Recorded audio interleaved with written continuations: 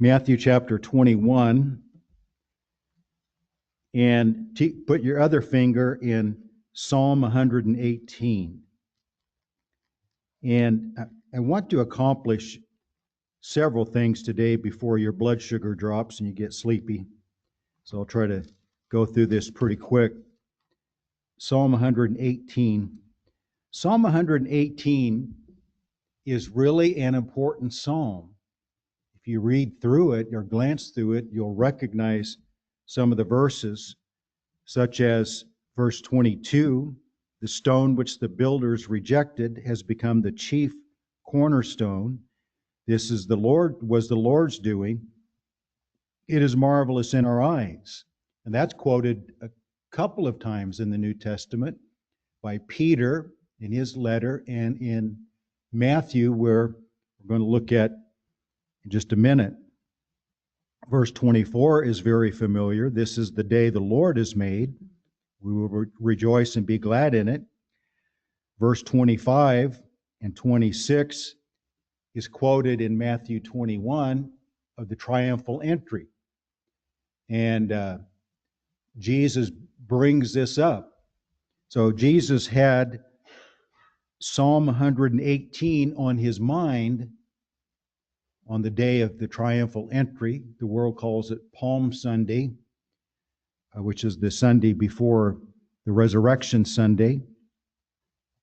In verse 25, this is what the people quoted when Jesus was coming into Jerusalem, and they knew that throughout their generations, this is the passage, Psalm 118, 25 and 26, is the passage that they would quote when their Messiah showed up.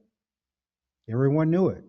And this is the passage they quoted as he was coming in, the people lining the streets and shouting Hosanna, which is verse 25, is translated as save now, I pray. But that's the word Hosanna. That's what Hosanna means. Save now, I pray, O Lord, I pray, send now prosperity. Blessed is he who comes in the name of the Lord. And that's what they were shouting over and over again. They were trying to force this prophecy, this passage, they were trying to force it into reality. And if you were there, it's really difficult for us to imagine what it was like. We don't know how many miles, but it seems to indicate that for a long way outside the gates of Jerusalem, the people were lined up with their palm trees, putting their outer coats on the ground so it wouldn't stir up dust. He was riding in on that donkey, which the kings of Judah often did. When they were coronated, they would often come into where the throne was, riding on a donkey instead of a war horse, to symbolize that they were going to attempt to be humble as a king, not a dictator, but a humble servant king. So they'd ride on a donkey. And Zechariah 9:9 predicts that when the Messiah would come, he will come riding on a donkey. So in their mind, this was their Messiah king coming into the city of the king, the city of the Messiah, Jerusalem, and they were shouting out this verse from Psalm 118. But Jesus knew the condition of their heart. And as we'll see in Matthew 21, right after he comes in and they're shouting that, instead of publicly declaring, I am the one that you're shouting these things about, and I'm coming to set up my kingdom, which is what they were hoping would happen, he goes straight into the temple and cleanses the temple to show them that the condition of their hearts was just the opposite of what it should be for this to come to pass. It could not come to pass then because they had polluted their temple. They had turned it, as he said, into a den of thieves instead of the house of prayer. So why would he accept that role as the Messiah King like he will at his second coming, why would he bring that to pass at his first coming when they were so far away from him in their hearts? So we see the contrast of what they were trying to force into reality and what Jesus was showing them was the reality. Two different things. Earlier in his ministry, in John chapter 6, it says after he'd done a lot of miracles and, they were just sure he was the Messiah from what they were seeing and hearing. John 6 says they tried to come and force him to be king. And he wouldn't accept it.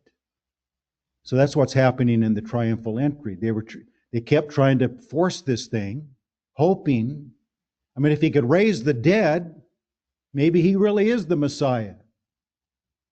And we can kind of like push him into coming out in the open, defeating Rome, setting up his kingdom.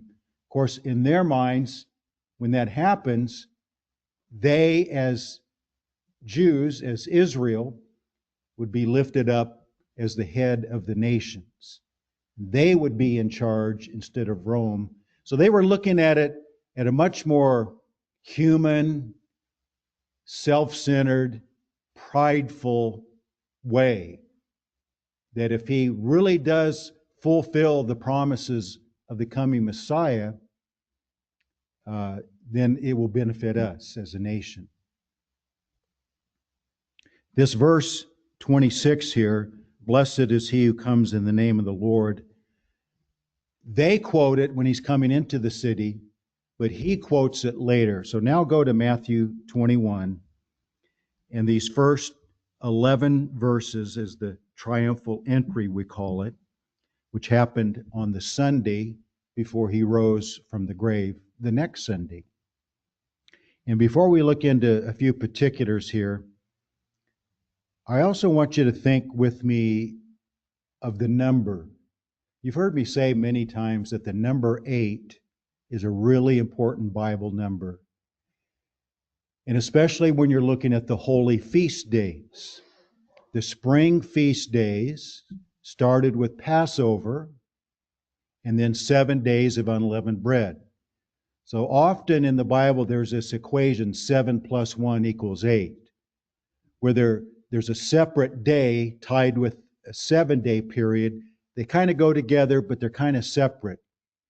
And it's also in the fall time, the Feast of Tabernacles, to end their holy feast days of the year, would be for 7 days. They would leave their home and dwell in these little homemade dwelling places, usually outside on their patios or something, to symbolize that's how they lived crossing the wilderness from Egypt. And then when those 7 days were done, they would leave that makeshift home, come back into their regular homes, and celebrate. And the 8th day, remember what Jesus said in John 7?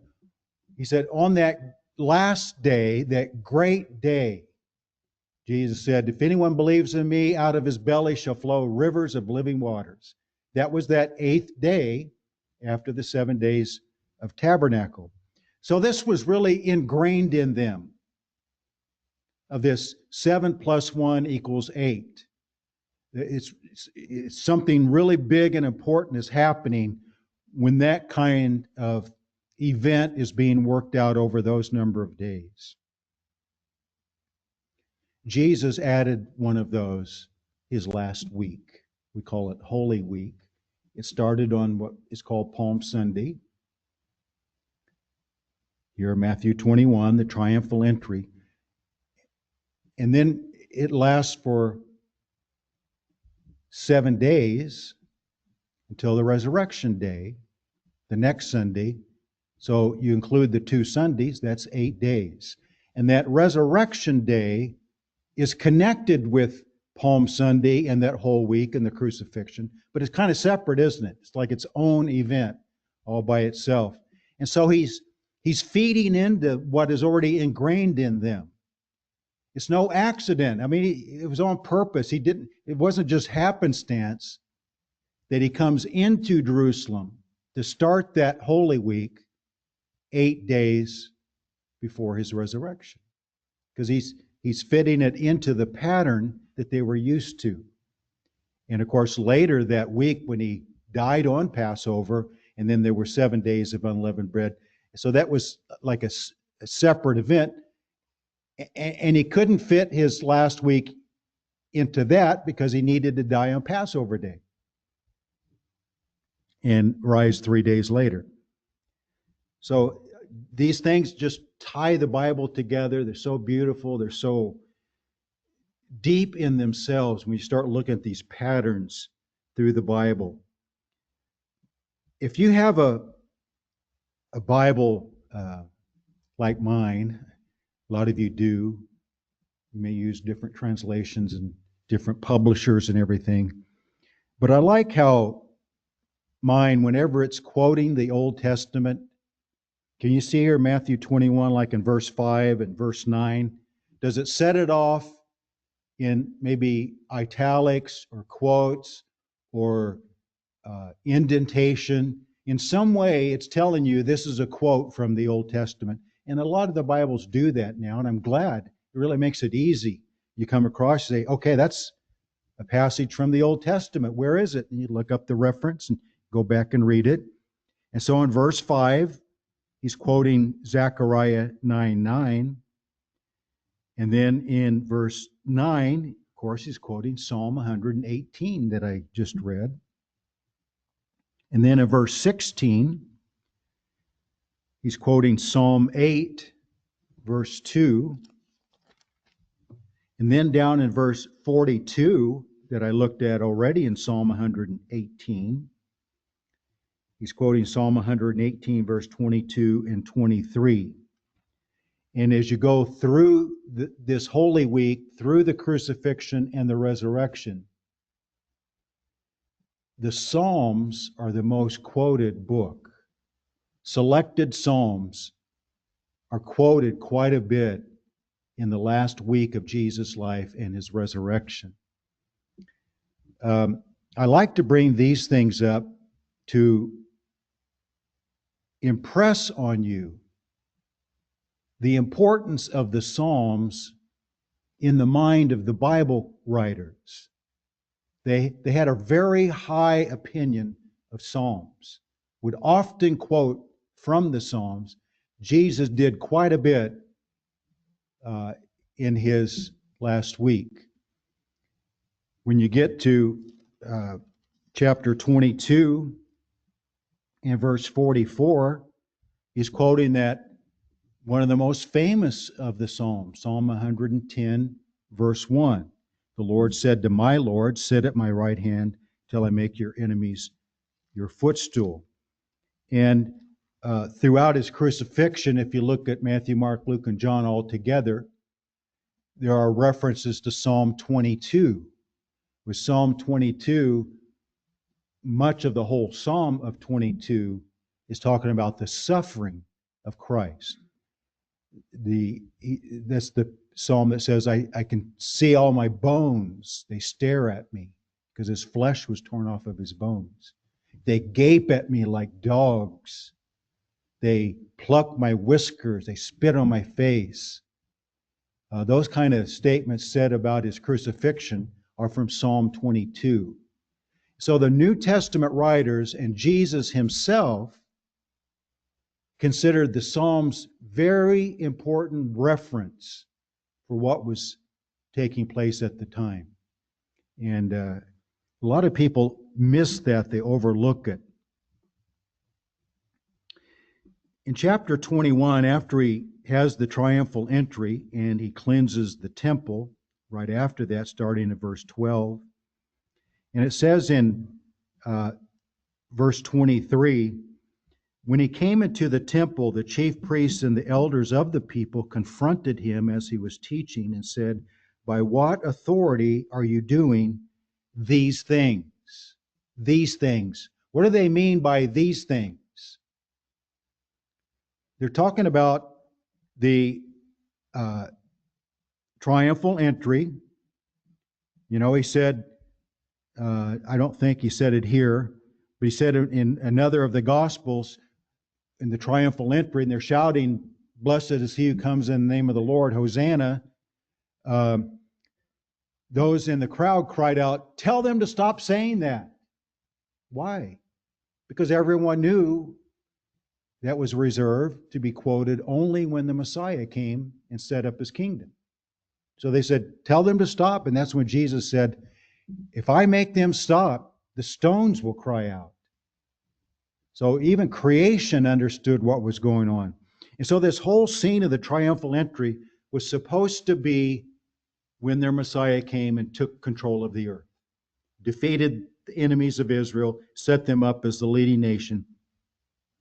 Peace and prosperity would come over the earth. It's what we call the millennial, but it's simply what they called the coming of their Messiah. They just put everything together in one coming. And so everything about the triumphal entry was reserved for their Messiah, and then he goes in and cleanses the temple. So when they asked the question, by what authority are you doing these things? No one can do what just happened unless he's coming by the authority of God himself. And yet they were not willing to accept that. They were rejecting that. The Jewish leaders were first and foremost among those leading the rebellion against accepting him as the Messiah. And so that's why, of course, he does as he always did, turned it back on them and asked that most wonderful question that put them in a corner that they couldn't get out. He said, "I'll answer your question if you answer one of my questions. The baptism of John, was it from heaven or was it from men?" And they went off by themselves and said, "If we say it's from heaven, then they're going to say, well, then why did you reject it? But if we say it's only from men, our life is in danger because all the people consider John a great prophet." So they came back and said, "We can't answer your question." He said, "Okay, I'm not going to answer your question either." Why? Because he had already shown in his miracles, he had already declared many times in his ministry, "I came from heaven, I came from the Father, I came not to do my own will, but the one who sent me." So he'd been very open about where he came from and who he was speaking on behalf. So it was a silly question for them to ask by what authority, because he had already connected himself to that authority. So then he tells 3 parables in a row, and these parables were all designed, again, in the most beautiful way that only Jesus had the wisdom to do. In that second parable of the wicked vine dressers, you know, the one where they end up judging themselves. The vine dressers in verse 38 of chapter 21 saw the son. You know, it's when the landowner said, "They keep killing my servants that I sent to them, but here's what I'll do. I'll send my son. Surely they'll respect my son." Well, they killed the son. So in this little story that he came up with, his parables, verse 38, they killed the son. Verse 39. And so Jesus asked the question, when the owner of the vineyard comes, what shall he do to those vine dressers in verse 40? And of course they said, he should destroy them, kill them, punish them. And then they realized in verse 45, and when the chief priests and Pharisees heard his parables, they perceived that he was speaking of them. And they had just pronounced judgment on themselves. Jesus didn't have to. And so they got so mad at him for turning the tables and making them look bad that they wanted to kill him in verse 46. But there was a large crowd there building toward the Passover, and so they couldn't. But they condemned themselves. And so starting in chapter 22, another parable, And you start noticing, like in verse 15, he takes on the Pharisees.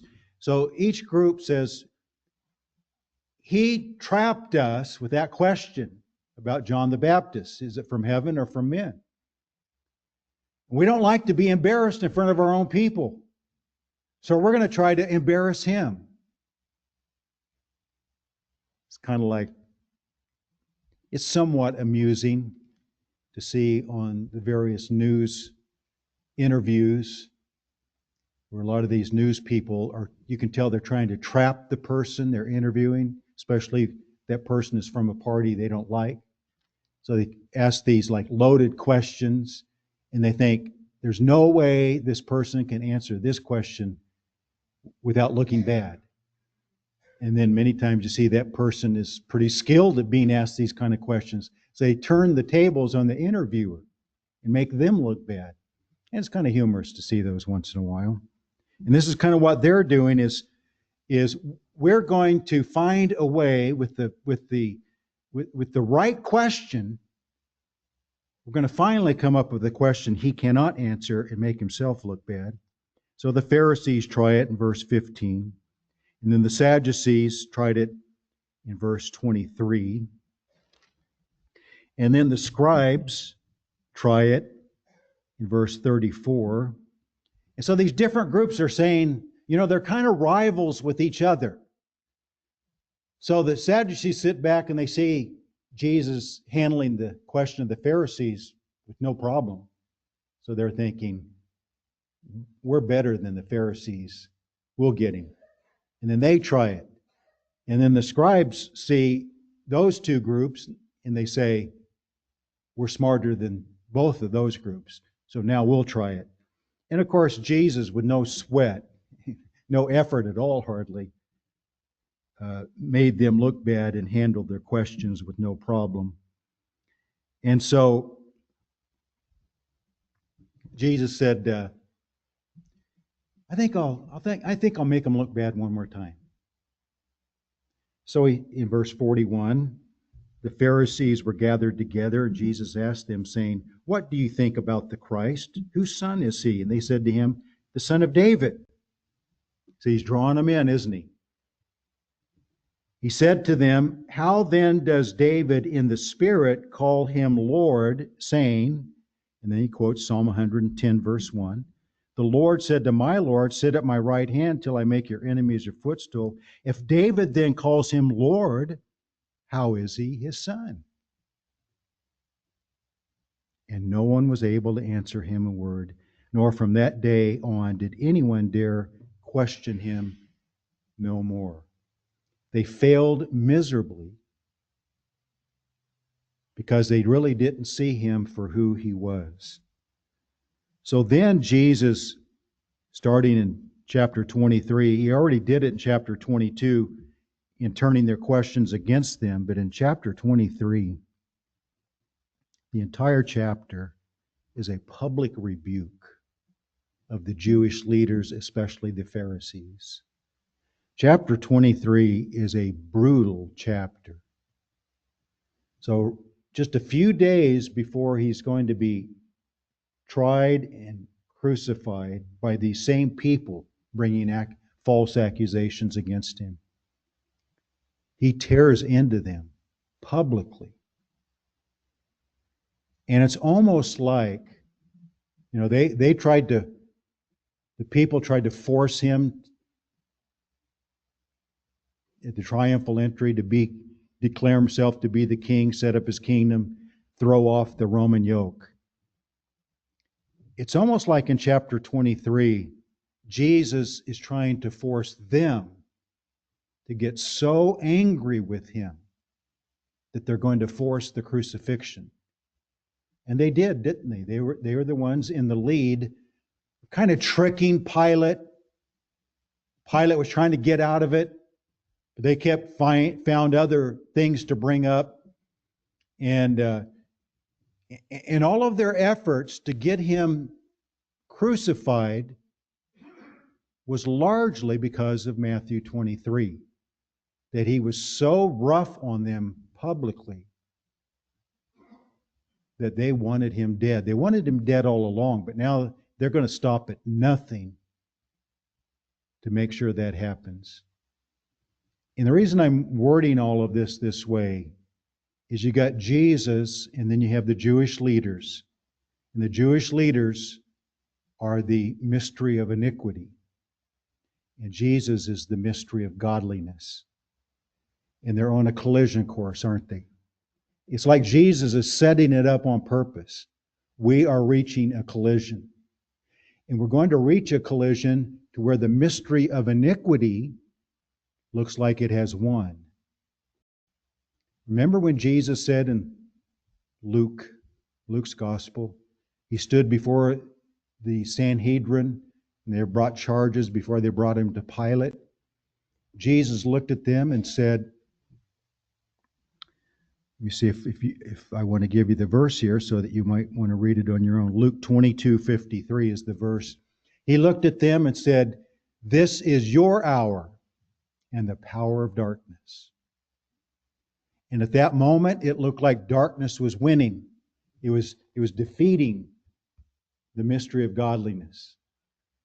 That's why we love Resurrection Day so much. Is because 3 days later, it was proven that the darkness did not win. It's the light that actually won.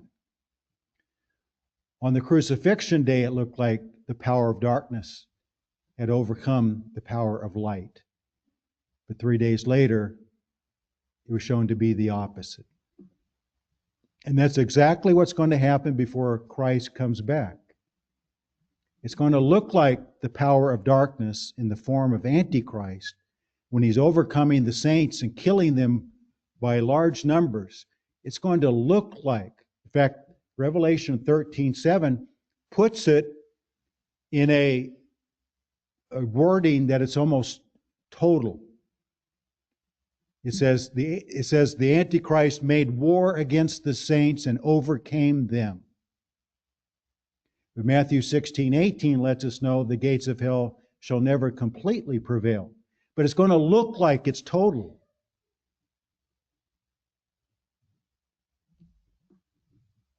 But we know the end of that story. The saints are going to gain the victory. And the mystery of godliness is going to win the battle. So I was just kind of wanting to bring up some highlights of that Holy Week and just some things that's been going on in my mind.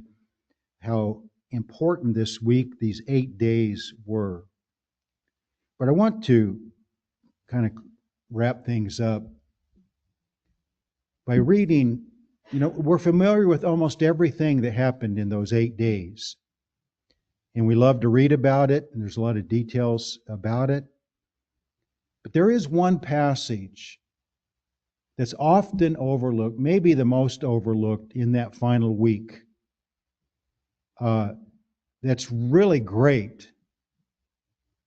But we tend to jump over it because it's sandwiched between the raising of Lazarus in John 11, and then John 13 starts that whole washing the disciples' feet and the upper room sermon before his arrest.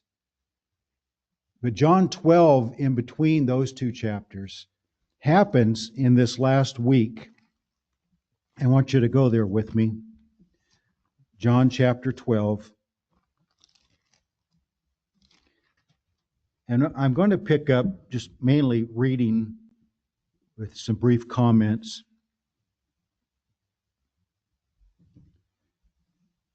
Verse 20 of John 12. And we don't know which day of that week, Monday, Tuesday, or Wednesday, one of those 3 days is when this happened.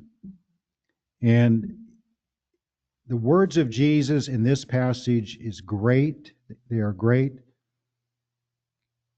But it's easy just to kind of jump over this and go straight to chapter 13. Verse 20, now there were certain Greeks among those who came up to worship at the feast.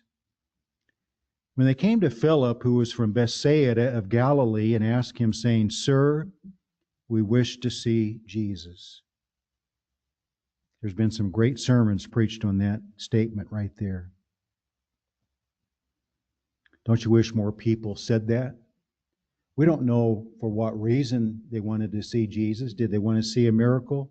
Did they want to ask Him for forgiveness of sins? Did they want to see Him with their own eyes so they could believe on Him? We're not really told all the details. But the fact that they went out of their way to want to see Him shows something good. We wish to see Jesus. That's a good, maybe that's a good thing to include in your morning prayers every day. Today, Lord, let me see Jesus. Philip came and told Andrew, and in turn Andrew and Philip told Jesus. But Jesus answered them, saying, the hour has come that the Son of Man should be glorified. Most assuredly I say to you, unless a grain of wheat falls into the ground and dies, it remains alone, but if it dies, it produces much grain. He who loves his life will lose it, and he who hates his life in this world will keep it for eternal life. If anyone serves me, let him follow me. And where I am, there my servant will be also. If anyone serves me, him my Father will honor. Now my soul is troubled, and what shall I say? Father, save me from this hour? But for this purpose I came to this hour. So this is kind of the same wording as in the Garden of Gethsemane, but he's not there yet. But that feeling is already rising up in him. Should I ask the Father to save me from this hour? No, this is the very reason I came.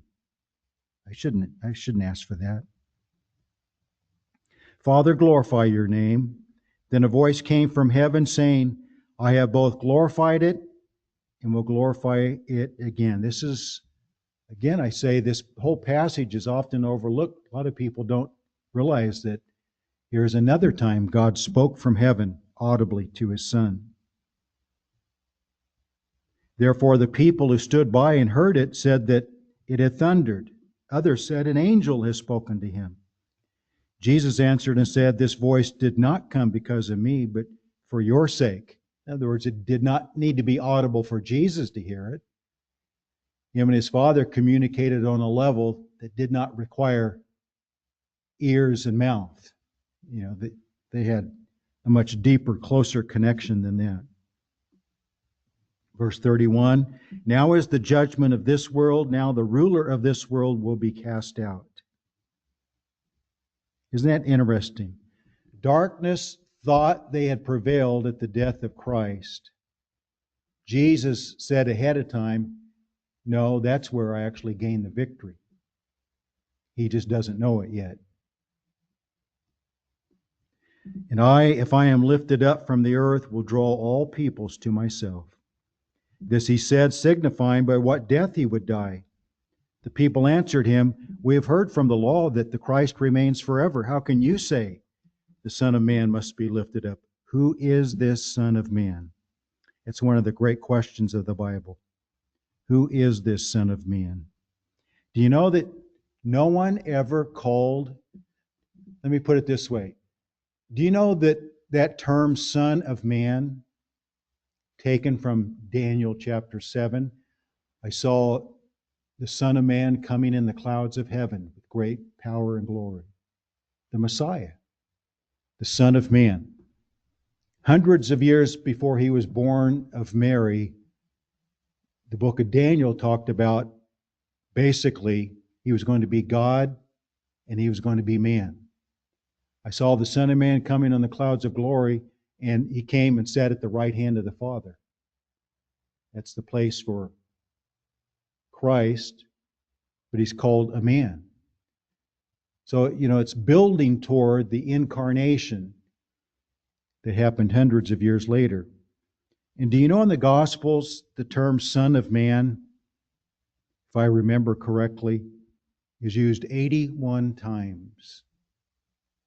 And of those 81 times, all 81 was Jesus speaking about himself. He called himself the Son of Man 81 times. No one, even his disciples, addressed him as the Son of Man during his ministry. The only Other human later who called him the Son of Man was Stephen when he's being stoned to death. And he said, I see the heavens opened and I see the Son of Man standing at the right hand of the Father. Stood up from his throne to, in a sense, almost honor Stephen at his death, to receive him into glory. So Stephen was given that honor. And then a couple of times in Revelation, John addresses him as the Son of Man. But no one during his lifetime. But that was his favorite term about himself. But he understood the meaning of it that no one else understood. It's almost like he did not allow anyone to address him that way. Now, there is one time, and we have it, Jesus said it here, but in one other place, he addressed himself as the Son of Man, and the people asked the question, who is this Son of Man? See, they didn't understand what it meant. But no one ever addressed him directly by that term. I find that really interesting. Verse 35, then Jesus said to them, and again, this is, the people ask it here in verse 34, is what I meant to say. Then Jesus said to them in verse 35, a little while longer the light is with you. Walk while you have the light, lest darkness overtake you. He who walks in darkness does not know where he is going. While you have the light, believe in the light, that you may become sons of light. These things Jesus spoke and departed and was hidden from them. How do you hide from them when the crowds swell, and some say into a couple of million people at Passover, but certainly hundreds of thousands of people are crowding into Jerusalem for this holy feast day? How do you hide? Well, the Bible says he would often, during this last week, he'd go to two places. He'd go to the home of Mary, Martha, and Lazarus in Bethany, and he would go to the Garden of Gethsemane, the Mount of Olives in the Garden of Gethsemane. One of the Gospels says he even slept there a few of those nights so that he could be close to Jerusalem the next day. So he may have been at one of those two places, but he didn't need anything to be able to hide. Although he had done so many signs before them, they did not believe in him. That the word of Isaiah the prophet might be fulfilled, which he spoke, Lord, who has believed our report, to whom has the arm of the Lord been revealed? Therefore they could not believe, because Isaiah said again, he has blinded their eyes and hardened their hearts, lest they should see with their eyes, lest they should understand with their hearts and turn, so that I should heal them. This confuses a lot of people, but he had given them plenty of opportunity to believe, freely believe. But they had reached a point where he knew they were going to reject him. So he caused it to happen. These things Isaiah said when he saw his glory and spoke of him.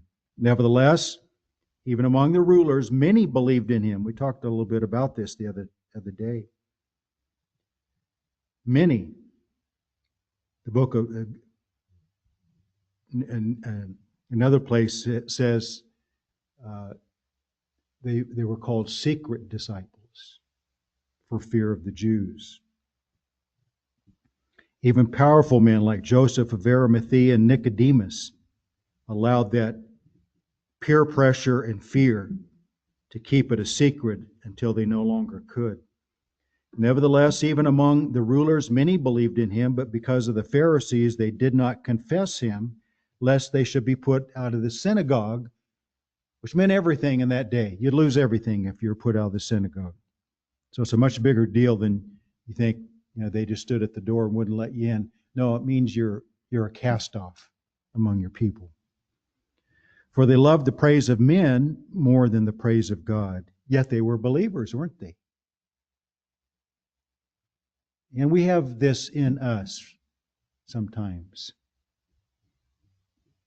We're believers, but we kind of keep it quiet.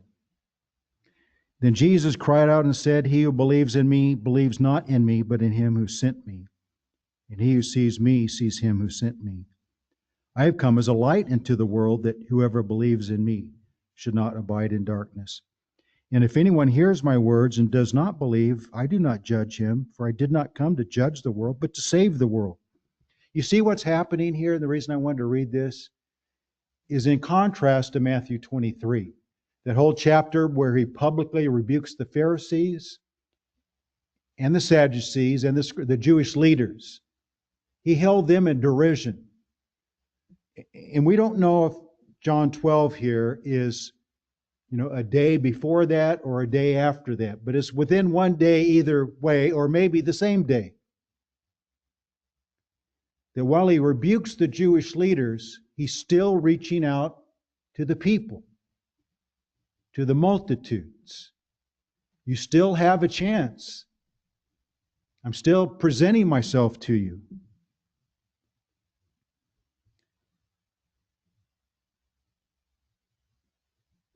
Verse 48, he who rejects me and does not receive my words has that which judges him. The word that I have spoken will judge him in the last day. For I have not spoken on my own authority, but the Father who sent me gave me command what I should say, what I should speak. That's pretty amazing, isn't it? And I know that his command is everlasting life. Therefore, whatever I speak, just as the Father has told me, so I speak.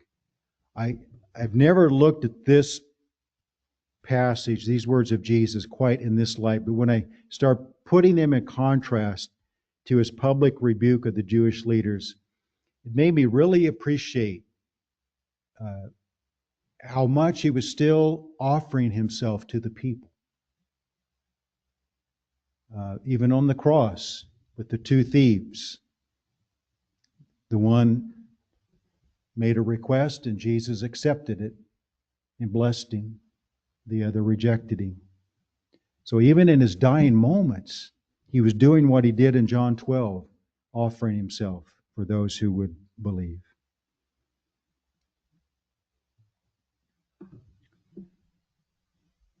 Jesus said, I am the first and I am the last. I am the Alpha and the Omega. Behold, I was dead and am now alive forevermore. And he lives in our hearts. And we're thankful for that. And if you have need of Christ as your Savior, or you have need of drawing closer to him as a child of God, we want to give you that opportunity. Come lead us in a verse of invitation.